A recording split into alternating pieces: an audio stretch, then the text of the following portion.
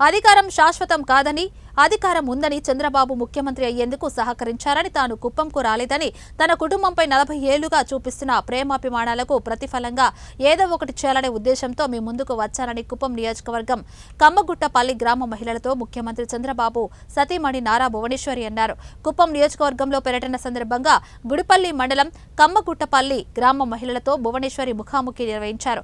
2024 ఎన్నికల్లో ప్రజాప్రభుత్వం తీసుకొచ్చేందుకు కష్టపడి పనిచేసిన ప్రతి కార్యకర్తకు, ఓటరుకు భువనేశ్వరి ప్రత్యేకంగా కృతజ్ఞతలు తెలిపారు. ఈ సందర్భంగా భువనేశ్వరి మాట్లాడుతూ వై నాట్ 175 అన్న వాళ్లకు రాష్ట్ర ప్రజలు తమ ఓటుతో తగిన బుద్ధి చెప్పారన్నారు. వై నాట్ 175 అన్నారు. ఆ 175 మీ ఓటుతో మన ఆంధ్ర ప్రజలు వాళ్ళకి చూపించారు. వాళ్ళకుండే హక్కు ఆంధ్రప్రదేశ్ రాష్ట్రం మీద. వాళ్ళు అనుకున్నారు వాళ్ళు ఏ అరాచకాలైనా చేయొచ్చు, వాళ్ళే గెలుస్తారని. కానీ మన భారతదేశం, ఆంధ్రప్రదేశ్ ప్రజల స్వాతంత్రం ఉన్న రాజ్యం, దేశం.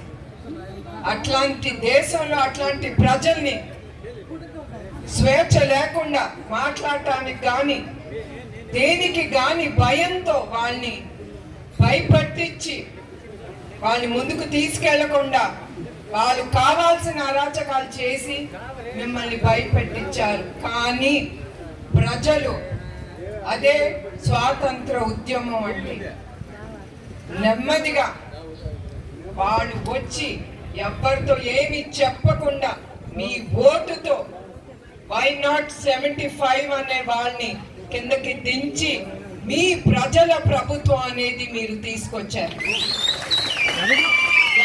భారతదేశంలో మన ఆంధ్ర రాష్ట్రం ఏంటి అనేది మీరు చూపించారు. అది మన ఆంధ్రప్రదేశ్ ప్రజల గొప్పదనం అంటాను. తర్వాత నేను నిజం గెలవాలి అనే ఆ ప్రోగ్రాం నేను చేపట్టినప్పుడు, నేను కుప్పంకి వచ్చినప్పుడు మీరు చూపించిన అభిమానం, ప్రేమ, ఆదరణ నేను ఎప్పుడు మర్చిపోలేను. ఇప్పుడు నేను ఇక్కడికి వచ్చానంటే అది మీరు నాకు ఇచ్చిన ప్రేమ, నాకు ఇచ్చిన ధైర్యం. నేను ఇట్లా మీ ముందుకు వచ్చాను. మన తెలుగు దేశం అంటేనే మెయిన్ మేడం. మా జాతకర్తల పనులు అంటే అంతా బాగా చేస్తూ ఉంటారు. మీరు ఇక్కడ రావాలంటే కూడా మా ఇంటే మేడం మంచిది. మాకు చంద్రన్న చెప్పాడు ఓటు అమ్మ పడితే వచ్చేదని చెప్పి ఇదే జాగాలో నాకు సెకండ్ ఇచ్చినాడు మేడం. సార్ తప్పకుండా మనమే వచ్చేది సార్. హాస్పిటల్కి పోయి చెప్పినాను మేడం నేను. సార్ మనమే వచ్చేదని చెప్పినాడు మేడం. సార్ కూడా ఆ ధైర్యంతో మా అన్న గెలిచినాడు అని చెప్పి ధైర్యంతో నేను ముందుకు వెళ్ళేదానికి కూడా నాకు ధైర్యంగా ఉన్నాను మేడం. అంటే మా యూత్ చాలా బాధపడుతూ ఉన్నాడు. అంటే మాకు కొంచెం చిన్న సమస్యలు మా వాళ్ళు సార్ చెప్తున్నారు. అంటే మీరు మాకు ఒక ఇది ఇవ్వాలి మేడం, మీకు కొంచెము అంటే దత్తత తీసుకోవాలి మేడం మా ఊరు మీరు.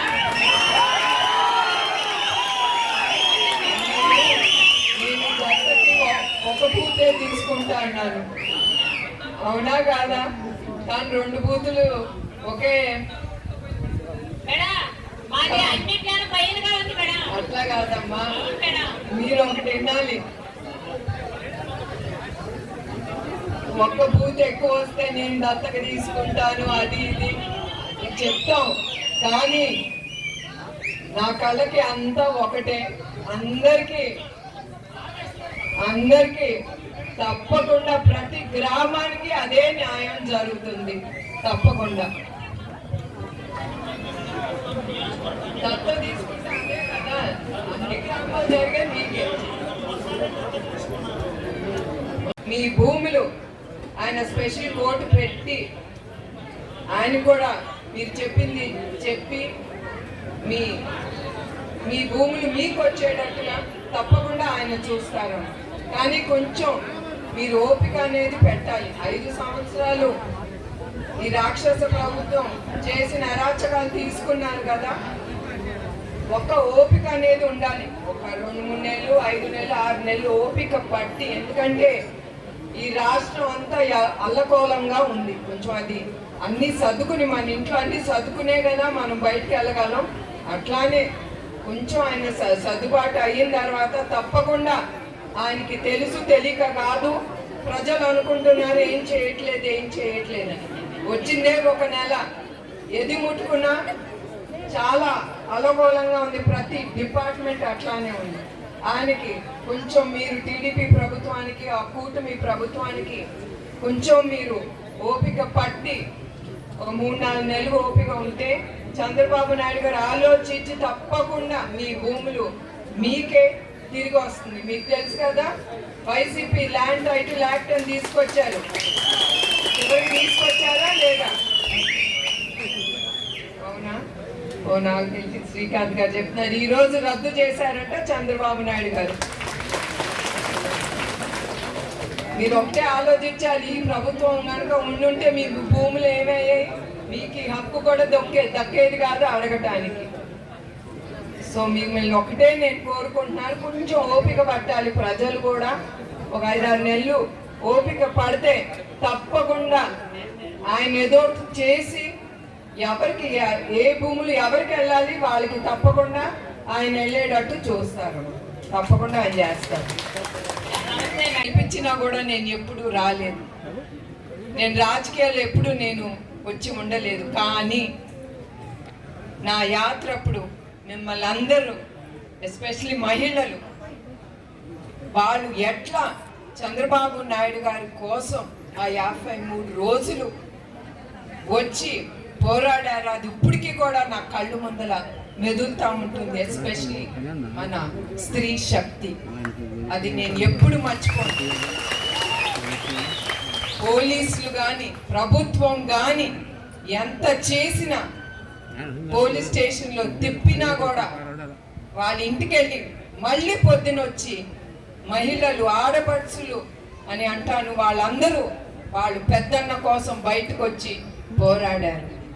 అది స్త్రీ శక్తి అంటే, అది నన్ను కదిలించింది. వారే పోరాడేటప్పుడు నేనెందుకు మన మహిళల కోసం, కుప్పం కోసం నేను ఎందుకు రాకూడదు, నేను వచ్చి మీకు కృతజ్ఞత చెప్పాలి. ప్రతిసారి 40 సంవత్సరాలుగా జరిగే దాంట్లో ప్రతిసారి ఆ బూత్ మంచి మెజారిటీ ఇస్తుంది. ఈసారి కేవలం 14 ఓట్లు తేడాతో అవకాశం ఇచ్చారు. అయితే ఒక్క నిమిషం మొత్తం మీ గ్రామం మీద పెట్టేటట్టు చూస్తామని చెప్పి రిక్వెస్ట్ చేస్తున్నాం మీ అందరి తరఫున కూడా. Thank you. మర్యాద బాబు, కుప్పంకి నేను మీటింగ్ ఇప్పుడే చెప్పాను కదా, నాకు తల్లి తండ్రి కావాలందండి ఆ పెద్ద ఆవిడ. మరి అట్లానే తల్లి తండ్రికి అందరూ ఒక్కడే బిడ్డలే, ఒక ఒక బూత్ కాదు, ఆ బూత్ కాదు, ఈ బూత్ కాదు, ప్రతి ఒక్కళ్ళు బిడ్డలతో సమానం.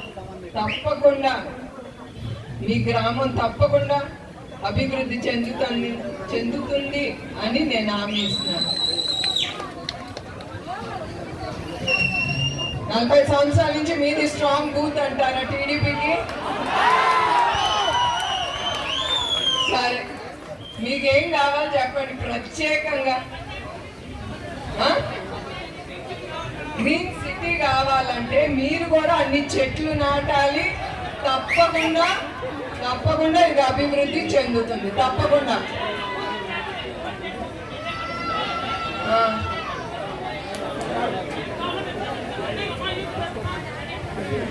అవును, మీరు యూతే ముందు దేశాన్ని, రాష్ట్రాన్ని ముందుకు తీసుకెళ్లాల్సింది మీరు. సో తప్పకుండా నేను చేస్తాము. గ్రీన్ సిటీ కావాలంటే మీరు ఎక్కువగా, మీరు కూడా తప్పకుండా పొల్యూషన్ లో దయచేసి మీరు ఎన్నుకుండా కొంచెం జరగండి. లేడీస్ బాబు కొంచెం జరగండి, మీ సీట్ అట్లే జరగండి, కొంచెం జరుగు, కొంచెం వెళ్ళిపోమని చెప్పాలి. అదే మరి వెళ్ళి కొంచెం దయచేసి రెడీగా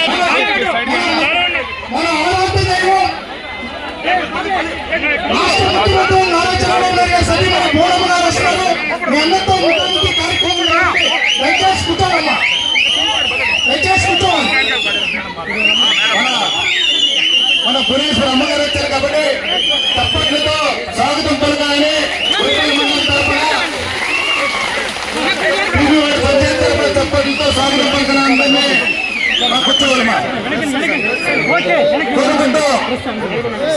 వచ్చినప్పుడు ఆయన కుప్పానికి స్పెషల్ మేనిఫెస్టో అనేది ఒక తీసుకొచ్చారు. అది తప్పకుండా ఆయన నిర్వహిస్తారు. ఆయన వెనక్కి వెళ్ళరు. ఇంకా అదే కాకుండా ఆయన ఏం చేయగలరు కుప్పానికి, ఏమి ఇప్పుడు మీ బిడ్డలందరూ బెంగళూరు చెన్నైకి వెళ్తున్నారు కదమ్మా ఉద్యోగాలకి. ఎందుకంటే ఇక్కడ ఏమి ముందుకి అభివృద్ధి చెందలేదు కనుక. అందుకే నేను నా ప్రచారం అప్పుడు నేను ఇక్కడికి వచ్చినప్పుడు నేనేమన్నాను, మీ అందరికి హామీ ఇచ్చాను, చంద్రబాబు నాయుడు గారితో పోట్లాడి మీ అందరికీ పెద్ద 3 ఇండస్ట్రీలు తీసుకొస్తాను. నేను అవన్నీ ఎప్పుడు మర్చిపోను. తప్పకుండా అది వస్తుంది. మీ బిడ్డలకి ఇక్కడ ఉద్యోగాలు కలిగితే మీరు ఇతర రాష్ట్రాలకి వెళ్ళి మీరు అక్కడ ఉండక్కర్లేదు. మీ బిడ్డలు మీతో పాటు ఉంటారు. ఎందుకంటే ఏ తల్లికైనా ఏ తండ్రికైనా బిడ్డలు ఇంట్లో ఉంటే సంతోషంగా అనిపిస్తుంది. అవునా కాదా చెప్పండి మీరు. అది అందుకే మన కుప్పాన్ని కర్ణాటక పోకూడదు, తమిళనాడు పోకూడదు, మెడ్రాస్ పోకూడదు. అదే అంటున్నానమ్మా, ఎక్కడికి వెళ్ళకుండా ఉద్యోగాలు చేయాలా, మన బిడ్డలు బతకాలా. కుప్పానికి తప్పకుండా ఆయన